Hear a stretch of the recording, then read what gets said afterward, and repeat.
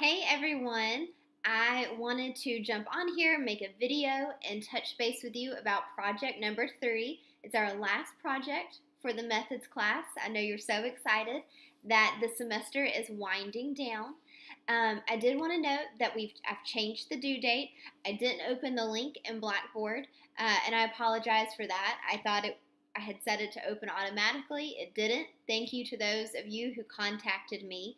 So this project is going to be pushed back, and it will be due Tuesday, November 29th, and you have to submit it by 5 p.m. Remember, just like the other two projects, you're going to submit it on a link via Blackboard, and so after 5 o'clock, that link won't accept any more assignments. So please make sure you've turned it in before then, because if you go to turn it in, 5:02, the link is going to be gone and you're not going to be able to turn in that assignment. Real quick, some tips on this project. This project is for scheduling a caseload. And guys, this is really one of the most applicable things that school-based SLPs do. So it's really something, a project. Doesn't seem like a big project, but it's a really good learning experience. Believe it or not, scheduling is really, really hard. It will just drive every SLP crazy at the beginning of the school year. So that's why I kind of want you to get some practice with it now. There are lots of different methods to how people schedule. I usually will print out a piece of paper and list my days across the top and all my times down the side, and I have, those little sticky flag notes. I have those, and I write every student's name on it. And if I see a student twice a week, they get 2 sticky flags. If I see a student 4 times a week, they get 4 sticky flags. And I'll go and I'll talk with the teachers, and as the teachers and I find a time for me to pull that student, their flag goes on my little chart of my days and my times. Personally, I start out, so I work at a school that's K through 5.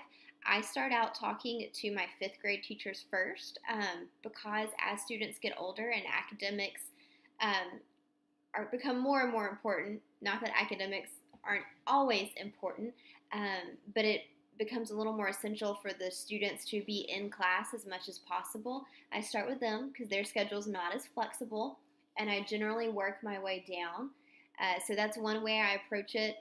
Occasionally, I approach it with how many students do I have in a particular grade. So if I look and I see that 12 of my students are coming from 2nd grade, sometimes I'll go to my 2nd grade teachers first with my schedule. Something to keep in mind for the future, it doesn't apply to this project, but just a tidbit for life. In the state of Alabama, we are not supposed to pull students from PE or from core math or core reading time. So those are times during the day that I try to avoid. And personally, I also try to avoid their recess time, their lunch time, and I try to avoid, at my school, what we call specials time. So that's usually the same time every day. They go to a different special class, like library, art, music, computer, those kind of things. And mostly I do that just because those are things the students really enjoy. And so if you take the student out of that, they kind of have a bad attitude about coming to speech and they're not as motivated. But anyways, for the project, you won't have to worry about that. That's just something to keep in mind in the future if you're ever in a school. For this project, you will find directions and rubric on the link in Blackboard under content, and you'll see the link. It'll say, project 3. Things I want you to keep in mind, I have given you a list of different schools and students. So you have 4 different schools that you're going to be traveling to in this schedule. And you'll see, like this says Northmore, and you will see the grade, the room that the students are in, and then what their disability is. Is it articulation, fluency, language, social skills? And so each room listed represents a student. So it says room 1, room 1. So I have 2 students in room 1. and then room 2, I have 2 students in room 2. So it is up to you to schedule all of these students. Things that I want you to keep in mind when you're scheduling, and you'll see this reflected in the rubric for this project as well. I want you to consider the needs of the student based on their age and their disability and their severity.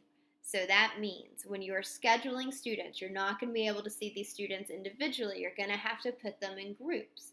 So when you're making groups, would you put a 5th grader with 2 other kindergartners? No, probably not. Not super appropriate to have those 2 age groups together. Could you put a kindergartner with 2 first graders? Yep, you could. That's more appropriate. So that's something to keep in mind. The other thing to keep in mind would be the disabilities. And you're just naturally going to have groups in the real world that kind of are a hodgepodge. You may have a fluency with an Artic. You may have an Artic with 2 language kids. Sometimes you have to do what you need to do in the real world. But for the sake of this project, try to keep all the disabilities separate. So try to group your articulation kids with your articulation kids, your language kids with other language kids. In fluency, you may just have to put in different areas. The other thing, as far as severity, you'll see noted, sometimes it will say articulation severe, so that's something to keep in mind. The other thing is, I've listed, you'll see like different rooms, so those represent different students, but then I have some students and it says ID.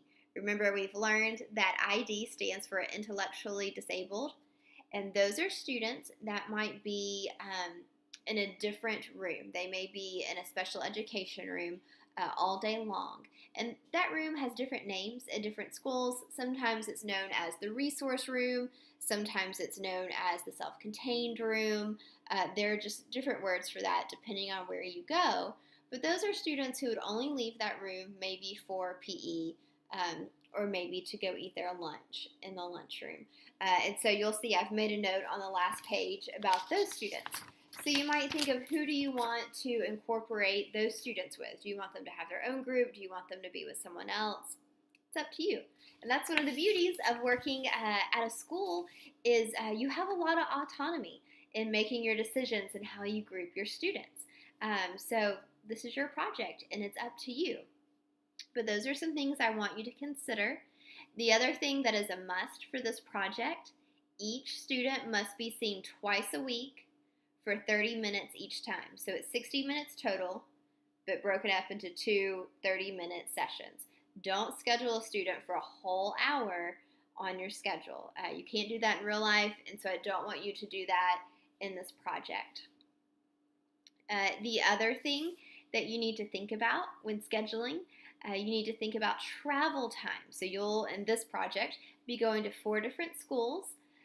And how long does it take you to get to each of those schools? So you get to decide what your travel time is. It may be 5 minutes, it may be 15 minutes, maybe 20 minutes. But think about realistically walking out of one building, getting in your car, driving to another building, getting out of the parking lot, going into the school, going in your room, maybe grabbing a few materials, and then grabbing your next set of students. So don't schedule students at 12 o'clock at Northmore and then have that group run from 12 to 12:30, but then have your next group listed at Eastmore and that run from 12:30 to 1. You've given yourself no travel time. And if you are an itinerant SLP and you travel time is really important. The other things I want you to include are lunchtime. You get 30 minutes of lunch every day. You need 30 minutes of planning every day. I'm okay if you combine that, and your 30-minute lunch is also your 30-minute planning. That's up to you. Maybe you have time to have a whole hour in your schedule for lunch and planning. Maybe you don't have that in your schedule. That's up to you. That depends on how big your groups are. Again, that's stuff for you to decide, but you need to have both of those listed. The other thing is you are going to need to give yourself an equivalent of 30 minutes every day for testing and for meeting with parents, so holding IEP meetings. Now, everybody kind of has different theories with this, so you can do it any way you want. You may schedule 30 minutes every day and that may be your evaluation slash meeting time. Some people take that chunk of time, so that would be like 2 hours and 30 minutes, and they block it all off on one day. So one afternoon, maybe Friday afternoon, for 2.5 hours, you've blocked it all off, and that is your evaluation and meeting time. It's up to you how you plan that time. That time may not be combined with your planning or your lunchtime, so that has to be a separate time listed on your schedule. The other important thing to know is that school begins at 8 o'clock and school ends at 2:30. So those are your time limits for when you have to get your therapy in.